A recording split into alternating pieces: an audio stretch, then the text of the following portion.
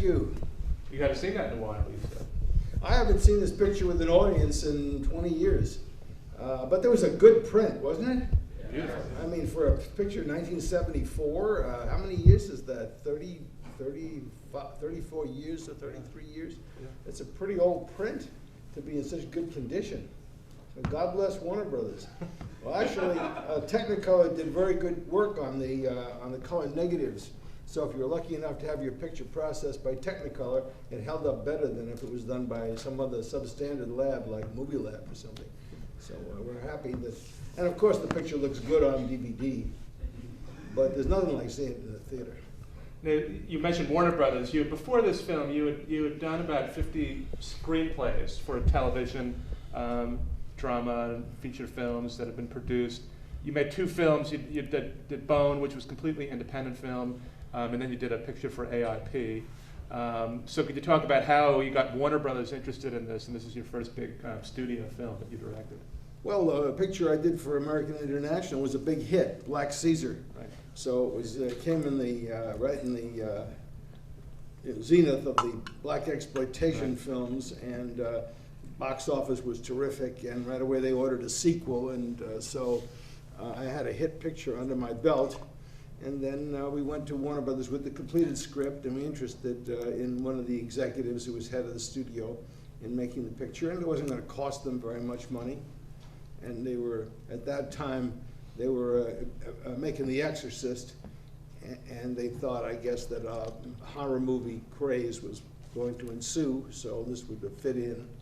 And so they gave us the go-ahead. Nobody bothered me. Nobody looked at any dailies or came around and asked for any approvals. We cut the picture together. They did help me get Bernard Herrmann to compose the score for the picture, which was the big thrill for me because he was my favorite movie composer. And he was supposed to do The Exorcist. And he came to New York and met with William Friedkin, and they had a fight. They ran the picture, and afterwards Friedkin said to Bernard Herrmann, "I want you to write me a better score than you did for Citizen Kane." And Bernard Herrmann replied, "Then why didn't you make a better picture than Citizen Kane?"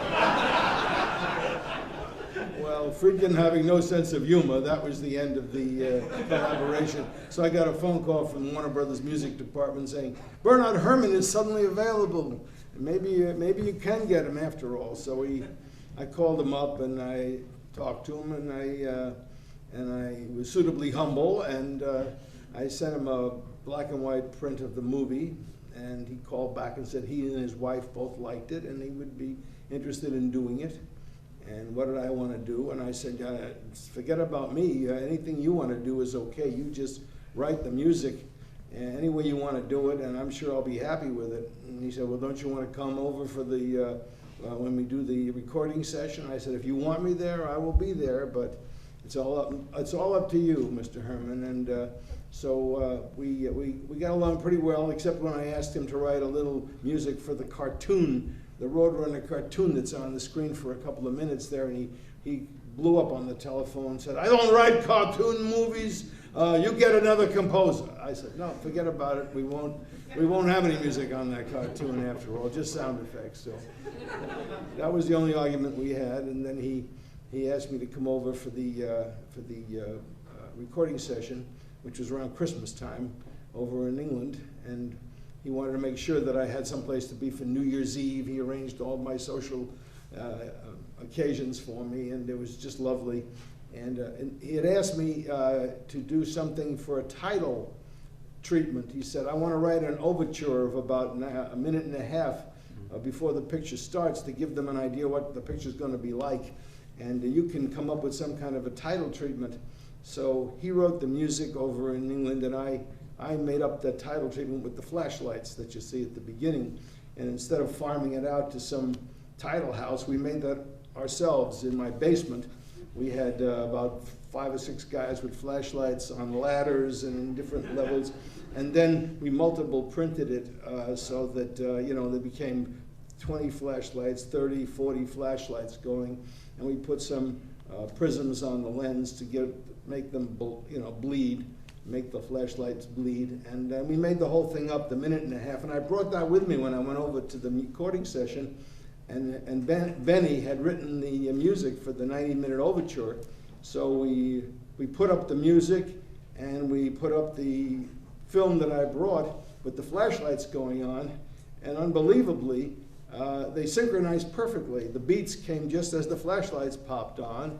And we became instant friends for life after that. I mean, once we saw that, it was a synergy. The music fit the imagery perfectly, and we were both very happy with each other. So we became buddies and best of friends for the rest of our time. I was with Benny the last night of his life before he died, and I had dinner with him the last night. Took him back to the Universal Sheraton. He died in his sleep that night.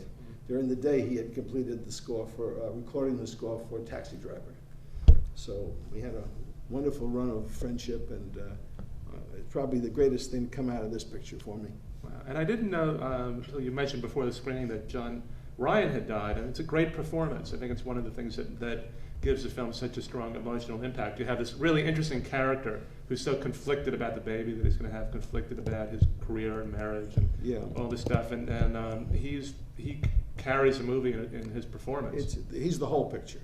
I mean, Sharon Farrell was good as the mother, but John Ryan is the whole picture. It's a performance movie, and you don't see that in horror movies where there are performances of note.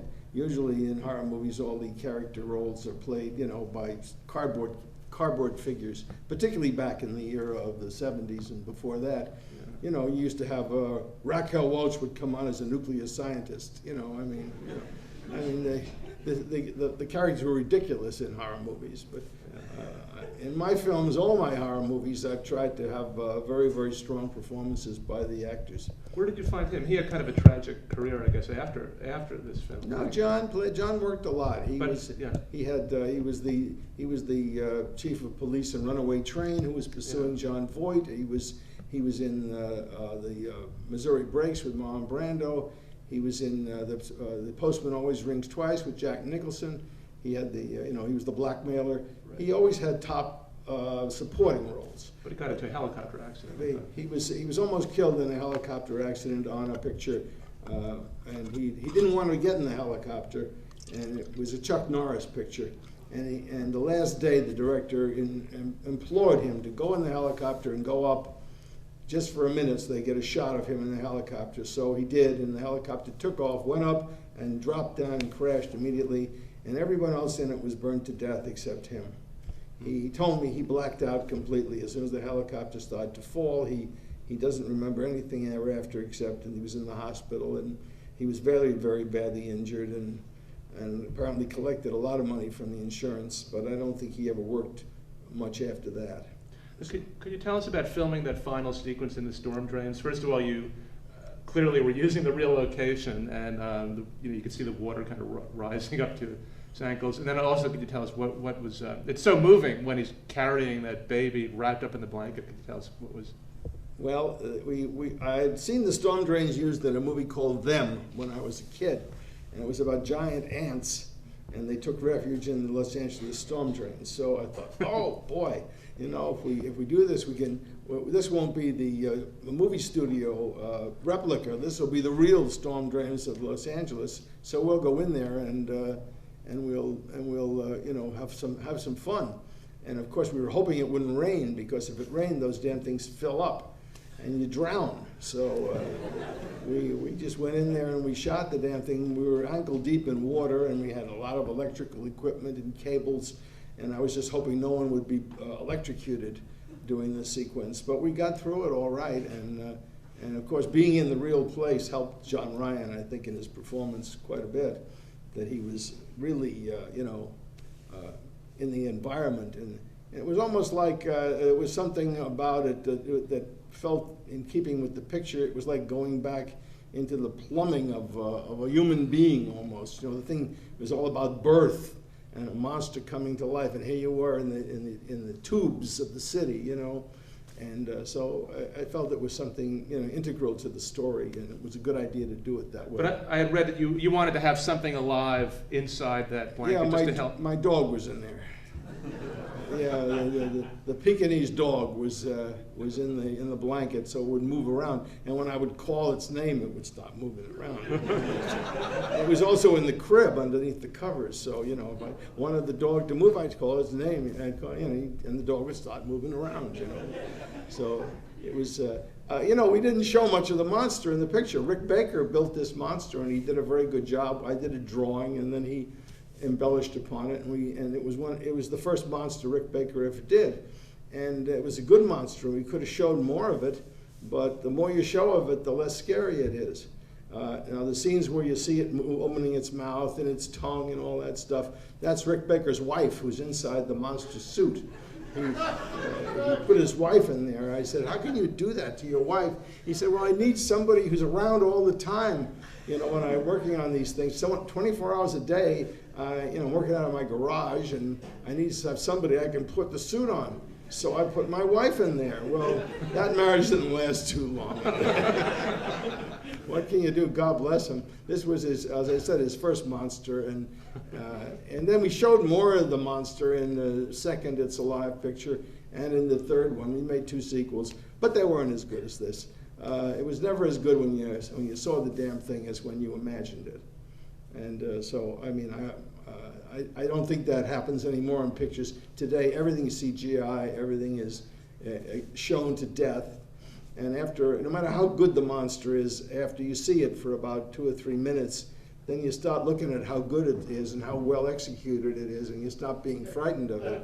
You kind of get bored with it after a while. So in the remake of It's Alive, which has just been completed, as I told you before, with Bijou Phillips in it, and it's going to be full of CGI and full of shots of the monster, and it's going to be a whole different picture.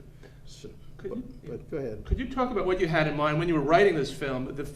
A lot of the films that we're showing in this series from the 70s, people look back at them now and they say they reflect all the different issues that were going on at the time politically. Roe v. Wade was the year before, so abortion was one issue that was going on. Janelle Cohen, your former wife, said that the film was about the generation gap. There seems to be a lot of social concerns in this. So how does that stuff get into the film? I tell you what really started off. I read in the paper that a father had murdered his son who had become a drug addict. He was like a teenage boy, early teens, and he was living in the house, and he'd become completely unmanageable and vicious and violent towards the family, and everybody in the family was scared of him, and he was heavily on drugs. And suddenly I realized that a lot of people in America were discovering a stranger was living in their house. For years they'd brought up a child, and they had loved that child, and suddenly the child turned on them, and drugs were permeating our society at the time, and a different kind of music, a different culture, a different hairstyle. Parents were very estranged from their children. They were scared of their kids, and this man had killed his child. And I said, wow, a monster child in the house. Well, it's happening to a lot of people, whether they know it or not, and this is a good subject to make a movie about. So we carried it a step further. And also, of course, there was all the thalidomide stuff, and the people having, unfortunately, monstrous children because of drugs they were taking, and some of them had been prescribed by their doctors. So all of this combined to make the picture. But you do this in a lot of your movies. You work within a genre that might be popular at the time. Black Caesar was an example, but you get in a lot of other issues, a lot of concerns. So you're sort of playing around with the genre and dealing with. Well, if you'd made a picture about a couple who have a monstrous child, a deformed child, for example, just a plain old movie about people who have a deformed child or a Down syndrome child, I mean, you'd never get the picture made and probably never get it distributed. It'd be just a very, very unpleasant, unhappy, tragic subject. I mean, there was a play called Joe Egg, which it was a success on Broadway, and because you didn't see the child, they only talked about the child. So to do this subject in a movie, to turn it into an entertainment piece, you have to take it into a different genre. So we made a horror movie out of it. Many of the people who saw this picture when it first came out, even at Warner Brothers, said this was a very tragic movie. This was a very unhappy experience for us. We were very upset by this movie. It wasn't that we were just scared by it. We were emotionally upset by the film. So, you know, and the odd part about it was the picture was a huge success when it was finally distributed properly, which was a number of years after its initial release. Picture played around for about 3.5 years and didn't do any business particularly, and it was then a second feature and a third feature, and then I got a new regime at Warner Brothers who came along, and I convinced them to give the picture another shot. And they made 1,000 prints of the picture and released it, and they gave it a really good ad campaign, and it got to be the #1 box office picture in America. It was the top of the variety chart, and it had always done very good business in Europe, where it won the Voriaz Film Festival, which is the premier fantasy film festival in France. And the jury was chaired by Roman Polanski, and we had Claude Chabrol and Francois Sagan, a wonderful jury. I didn't even know about it until after they called me up and told me we'd won the award. And the picture had a great opening in Paris, and it did fabulous business in Asia. I hate to tell you this, but this picture was the second highest grossing picture in the history of Warner Brothers Studios in Singapore. Singapore. Now, Singapore sounds like a little town with a couple of, you know, metal roofed shacks or something, but it isn't. It's a major city in a major country. And this was the second highest grossing picture that Warner Bros. Ever had, only exceeded by My Fair Lady. Can you believe that? Can you believe that? And still the Warner Brothers people in Los Angeles were not going to do anything with this picture because it was representative of a previous regime that had made you know, decisions to make pictures like this. They thought a picture about a monster baby was in very bad taste.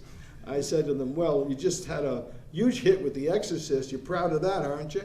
Yes, they said. I said, well, you got a little girl masturbating with a crucifix in this picture. So, I mean, is that in good taste? I mean, is a monster baby any worse than that?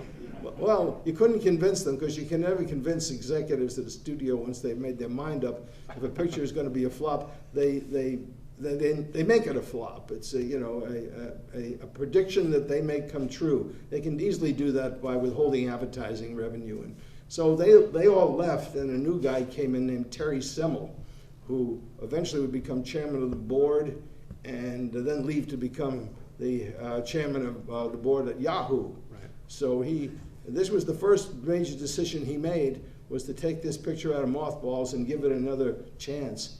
And the damn thing ended up grossing, get this, $39 million in 1975 money. You know what that is today? I guess you got to triple that today because movie prices were $2.50 in those days. And now I guess the average movie price is about $7.50, right? So this picture would probably, by today's grosses, have done probably $115 million. So this was your biggest commercial hit?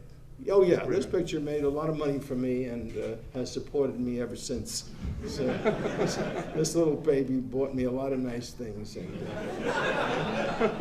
now it's coming out again with a remake. So you know, it just was a very nice experience, and it was a failure when they first put it out because they didn't make hardly any prints and they didn't spend any money advertising it. But all pictures like this, horror pictures, exploitation pictures, require advertising. Otherwise, nobody knows about them. Was it true you were filming Hell Up in Harlem at the same time? Yeah. Like on weekends? Yes, yeah. Well, now the guy who edited this picture, Peter Honess, it was his first picture. He was an assistant editor, and he'd never edited a picture. And I cut all my own pictures. So I took this guy and I said, look, you do all you hands-on work, and I'll tell you where to make the cuts, and you can have the editing credit. And so he did it, and he edited the picture, and he's edited. Now he's gone on to edit such pictures as L.A. Confidential and a couple of the Harry Potter movies. I mean, he's a big editor now today, and he was editing this picture, and I made him edit Hell Up in Harlem on alternate days. So he was editing 3 days a week he would edit It's Alive, and 2 days a week he would edit the other picture, unless I made him work 6 days a week, which I often did. And sometimes he wasn't sure which picture he was editing. But we had to shoot Hell Up in Harlem at the same time because the actor who was the star of the Black Caesar picture and was going to be the star of Hell Up in Harlem, had other movie commitments, and he was working on a 5-day-a-week schedule at Universal. So he was only available Saturday and Sunday. So I said, look, I'll shoot the movie on Saturday and Sunday with you because we got to get this sequel out. And so I'll make one picture 5 days a week and another picture 2 days a week, which is what we did. So I was working 7 days a week, and the poor editor was going out of his mind. So. Okay, let's take a few questions from the audience, and I'll repeat questions. Of all the films you've directed, what are your most favorite? What's your most favorite, and what's your least favorite? Okay, do you have a favorite of all the films you directed? Yeah, my favorite movie I did was The Private Files of J. Edgar Hoover with Broderick Crawford, and it's a picture that's not available right now on DVD. But if you want to see it, you should email or write a letter to MGM, Sony. I guess Sony now owns MGM, so I guess Sony Video Division, and ask them to see the picture, and maybe they'll put it out on DVD. Or ask us to show it sometime. Yes, yeah, well, you can see it. We could certainly see it here, but I'd like to have it seen by thousands of people if we could. Okay. Once in a while it plays on television, but that picture was actually shot in Washington, D.C. at the FBI, and we were the first people to ever do a picture about the FBI without FBI censorship. And we actually had a wonderful cast with Jose Ferrer and Celeste Holm and Lloyd Nolan, and I had a wonderful time doing it. And also we were way ahead of our time. We actually exposed Deep Throat as being one of the top officials of the FBI. I even named him as Mark Felt, but nobody would pay attention to the picture as a piece of journalism, because newspaper people do not like to think that a movie maker can go out and scoop them on a news story. He did ask if you had a least favorite film. Least favorite? You don't have to ask that. You don't want. There are too many to compete. Okay. But I'll think of one for you. Over here. So the baby scream was really great and really terrifying. I'm wondering what process. The baby scream was a real baby scream played backwards. That's what it was. I was trying to figure out what to do, and then it just occurred to me to try that, and it had an eerie quality to it. But it was a real baby. And you know, one of the ways I got the idea for the picture was just seeing a real baby lying in its crib having a fit. And you've never seen so much anger and fury as a little baby having a fit. I said, gee, if this creature could get out of that crib, he would tear everybody else in the house apart, because they get red in the face and they really get angry. So I said, you know, a monster baby ain't a bad idea. If you've had a baby, you know what I'm talking about. Oh, they did find that cute, quiet baby for that great scene with the policeman. He was an extra neighbor. Oh. Okay, any more questions? Right down here. Are you directing the remake? Are you directing the remake? No, I didn't do the remake. I've done enough monster babies now.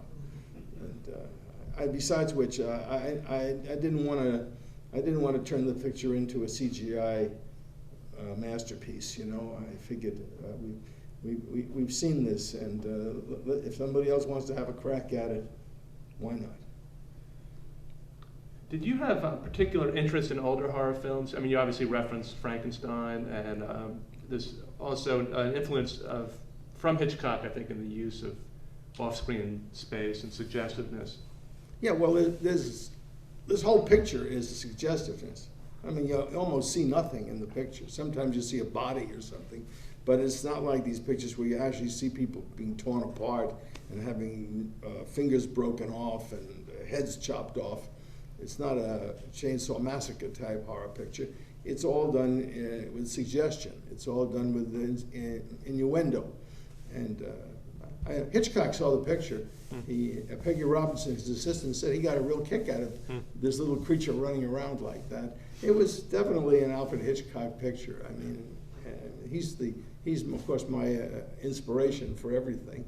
And I'm not a big fan of pictures where people get decapitated and chop people up into little pieces, and you know, it's to me that's too gory, and I'm much more into stuff that's suggestive, that is where you play a part in it because your imagination contribute something to the movie. Now today in movies, there's very little, if not anything at all, left to the imagination. Unfortunately, everything's been taken away from the audience's imagination and thrown in their face, and they see everything. And as I say, and no matter what they show you, you're going to get tired of it after a couple of minutes. Yes? Okay, over here. I'm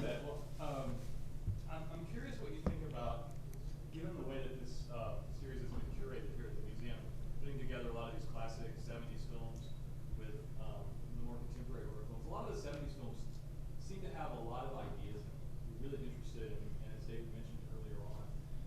Is that something that you don't think, I mean, is there a reason that that happens so less frequently now in horror films, that we don't have these kind of intense characters with, you know, really fascinating backstories and questions about family or about, you know, the issues of over-medication and stuff that pops up in here? Do you think that has to do with the audience? Do you think that has to do with the studio?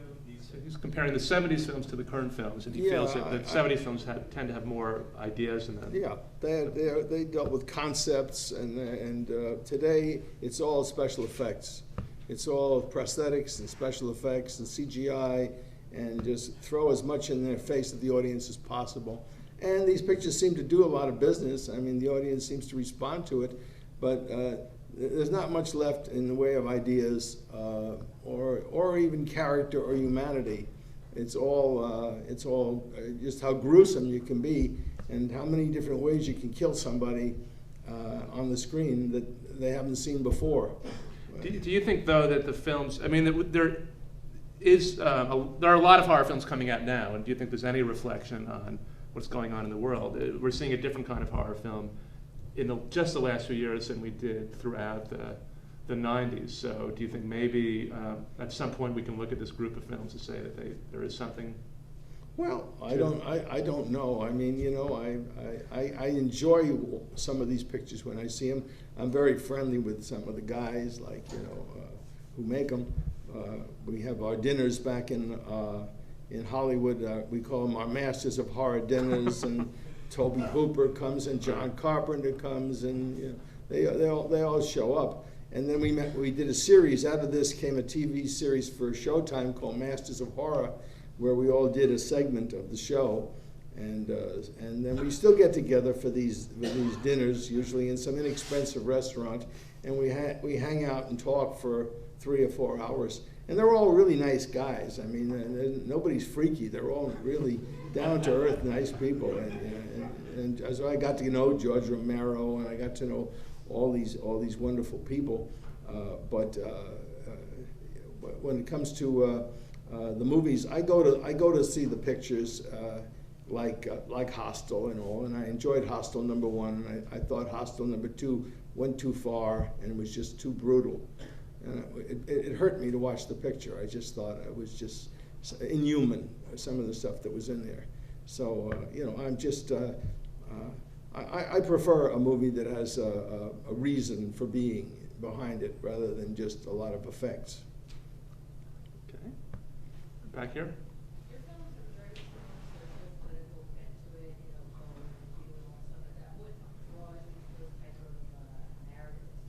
And I know you're doing it a lot of big fields, and the ideas are still contemporary, like the religious fanaticism you can kind of see in God Told Me to Kill, and like Gold, the racial conflict. Are you looking to remake any of those films? So well, the question is about the socio-political content of so many of your films. Where that comes from. Well, I mean, I've always written that way. When I started writing, I got my first real recognition on the TV series called The Defenders, which was a very politically oriented show which dealt with major issues. And I wrote a lot of the courtroom shows and television before I went into making my own pictures. And I was always interested in issues and in social problems, and always tried to include that. But as I said, when you got into features, you had to find a way to include the message and the statement you wanted to make in an entertainment manner, so that the picture would have some box office potential. Otherwise, nobody would go to see it. So when I made Bone, it was done as a black comedy, and I hoped that people would get the joke. Unfortunately, the distributor sold the picture as an action picture. It was a black comedy about a rapist who breaks into a Beverly Hills home and tries to rob them and finds out that they have no money, number one, and that the wife wants to seduce him and convince him to help her murder her husband. So it's done for laughs. So the distributor decided to advertise him as being meaner than Shaft and tougher than Superfly. So It gave you a reputation as somebody who could direct black actresses when you were told that you did so Black Caesar. So when I said to the distributor, but this is a comedy, people are going to come in to see a drama or an action movie, and then they're going to see a comedy, and they're not going to know whether they should laugh because that's not what they paid to see. And the distributor said, "Am I going to stand in the aisle and tell them not to laugh?" I said, "That's not the point. The point is when people order a vanilla ice cream, if you give them the best chocolate ice cream, they're not happy. They wanted vanilla. These people come to see an action movie. There's no action. There's a bunch of people doing funny things." So we opened the damn movie, and some of the reviewers wrote, "This was the most unintentionally funny movie I've seen all year." So I should have stood in the aisle and told them to laugh. But we're going to be showing Bone here later this summer, so you can Show it now. Show it now? We don't have to. What are you waiting for? If we had the print, we would show it now. What do you need the print for? I'll do it for you. Fade it. Okay, I'll play the wife. You can play. I wanted to play the wife. God darn it, you always get to do that. Well, we did show a movie last week, The Host, which was a new film, a Korean film, where the director said that he was influenced by you. It's a sort of mix of comedy and social. He's a South Korean director, and he was kind enough to say in some interviews that his picture, The Host, was influenced by my movie Q, the Winged Serpent. So I was very flattered that my work would reach all the way to Korea and that some very talented filmmaker would feel that he'd been inspired by me to make that picture. So that's great. I was very happy with that. And I'm waiting for more compliments like that. Well, this would sound like a non sequitur since we just showed a horror film, but we're actually doing a wedding here tonight, so we have to clear the theater, but we want to... Well, you know, the directors can perform marriages, you know that. Didn't you read that? It's a new thing they have. It's in the DGA, the new DGA contract, that directors can perform marriages, but only among cast members, unfortunately, and it's only good for the duration of the shoot. Okay. We also have a bris at 5 o'clock. And the bris at 5 o'clock, that would be a great special effects sequence. They haven't done that, a monster moil. Okay, well, I don't want to see that picture, though. Anyway. Well, come back. I'm not leaving. I'm staying. Okay, well, we're going to leave.